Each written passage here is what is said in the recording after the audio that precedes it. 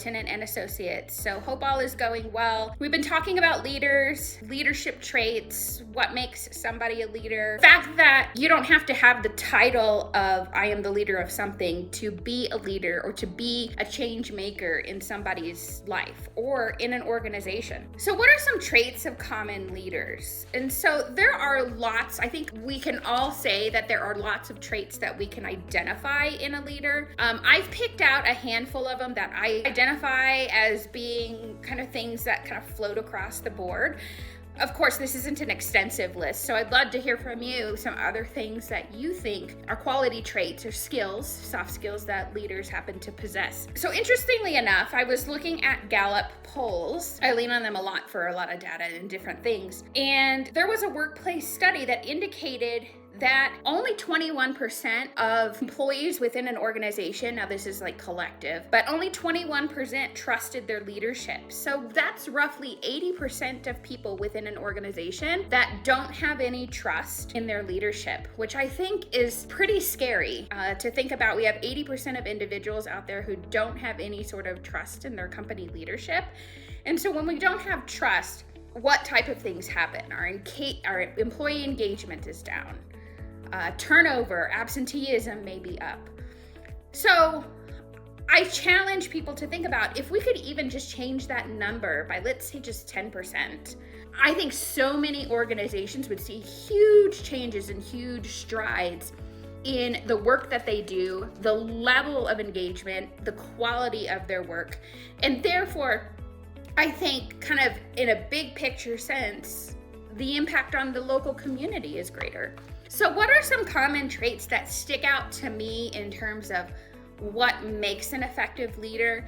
I think the first thing that stands out to me is the fact that many leaders today have empathy for their teams. And empathy is essentially the ability to put yourself in somebody else's shoes and think about why they may have made a decision or why they may have said something or why they may be acting in the way that they act. And I think it's really important for leaders to have the ability to care about other people. I think that's what it comes down to. Transparency. To me, as a leader, transparency is huge. Transparency does not mean full disclosure. I need to tell you everything, anything, all at once. That's not what I mean by transparency. But by transparency, I mean clear and open communication. That we're communicating the right things to the right people, and we're communicating things about processes and nuances. So we're not leaving people in the dark. Leaving people in the dark really fosters this culture of fear. And how many of you have been in an organization where things haven't been clear or things have been happening behind closed doors, so to speak? And there's this sense of fear, like this cloud that's almost floating above all of you, all of us. I've been there many a times. And so making things clear and transparent so that people aren't operating in this state of fear.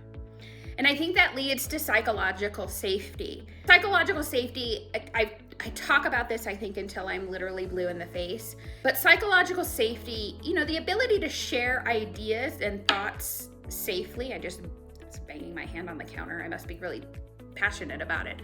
Interestingly enough, I've been reading some articles about a well-known airplane manufacturing company that exists internationally that I suspect has had some trouble with psychological safety because they have had some pretty big manufacturing incidents that have come up. Not even just recently, it's been over the course of several years, but they've recently started to pop up again. And just some of the things that I've been reading about the mistakes that have been happening, there's a little bit of this culture of fear. At least that's what I'm seeing on the surface. So what happens when a company lacks psychological safety? Well, among a lot of things, but this culture of fear starts to exist, and we have mistakes that are happening, people that can't speak out about something. In this situation, the results are grave. They're catastrophic because it leads to safety incidents and the death of innocent people. And while not all of us may work under those constraints, think about what the ability or what the not giving everybody a seat at the table or being able to share thoughts freely and openly, think about what that may be doing to the culture of your organization. I think self-awareness is really key when it comes to leadership. Interestingly enough, not to get political, but I think in our current political climate, we have a lot of people that aren't very self-aware. We have people who don't have the ability to recognize their own shortcomings and to be able to lean on other people on their team. And that's really what self-awareness is. And I think self-awareness is a skill that's built. I think back to when I was in other business ventures, I don't think I was always very self-aware and aware of the fact that, hey, I don't know everything and I don't have to know everything. And so I can lean on other people to help me. And I think, honestly, as I've gotten a little bit older, that I've realized, you know what? It's okay to lean on other people and other areas of expertise to be able to build a successful team and a successful culture. I think that self-awareness is probably one of the most important. Being aware that you don't know what you don't know, but being confident enough to being able to go out and to seek out that information. So I think I've outlined maybe 5 traits that I see in really strong leaders. I would love to hear some others that you may feel that strong leaders possess that are really important, and maybe how they've helped your organization thrive. Again, I'm Kelly Tinnen with Kelly Tinnen and Associates. If you like this content, don't forget to subscribe and follow us on our website. Love to have you subscribe to our newsletter so you can get this content weekly, and check us out on social media. Take care, and we'll see you soon.